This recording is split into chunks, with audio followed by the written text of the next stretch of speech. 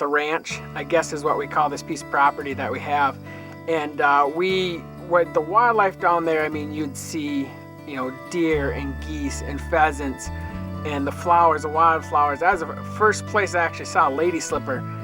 We would go down there and bring the cattle down, and through the summer we'd check on it, or check on the cattle.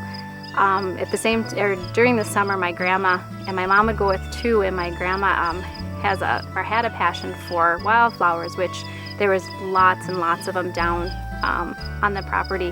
What I'm hoping to accomplish by having in the Prairie Bank easement is to leave a legacy for our children and actually for all the people to enjoy such a beautiful piece of property. I was the plant ecologist who conducted the surveys of rare plants and native plant communities at this site. Some of the important features that we found at this site were mesic and wet prairie. Those are very rare prairie types in the state. And we also found some very important populations of rare plants and animals.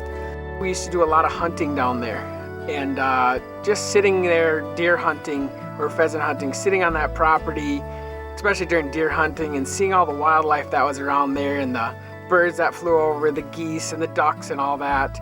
Part of the reason that it is so important is it is a big landscape area of a prairie and wetland complex that includes marsh, lake, and Lac Qui Parle. So these terraces of the old glacial river on the Minnesota River are definitely habitat for many of the recreational species. And furthermore, it's an important area for non-game species. There's colonial water birds that nest in this area. Many of our native prairies serve as a benchmark for what existed here prior to European settlement. These serve as very good benchmark laboratories for people to come back and understand what was here originally and how it did develop under the conditions that it did to make it prairie. Well, prairies are especially important to everyone because they build soil. They're huge soil factories. So somewhere between 2 to 4 times amount of biomass in prairies is below the ground.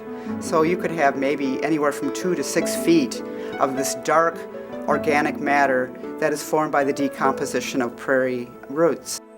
Prairies have really been the origin of our really fertile farmlands that we do have in the breadbasket of the nation. That was all native prairie in the Illinois, Iowa, Minnesota area, and that's the very fertile soils that once the prairie was plowed is the basis for our agricultural economy in the nation right now.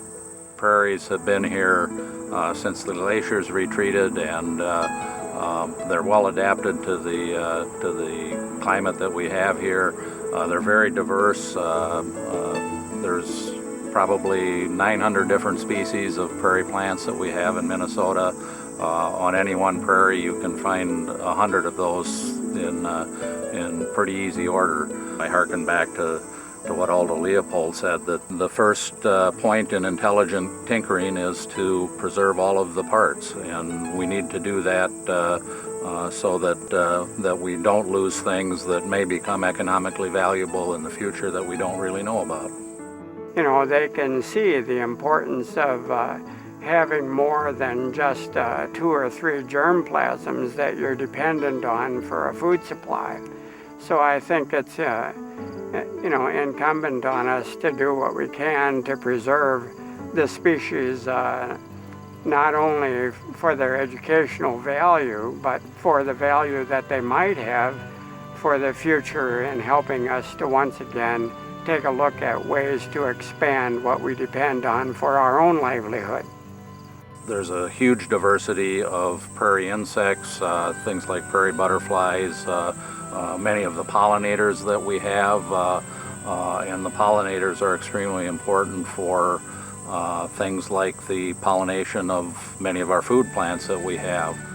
From the standpoint of preservation of plant species, I think it's important enough there, but I think you do preserve some species of birds and probably small mammals too that are being pushed to the edge without the native prairies that we're trying to keep intact.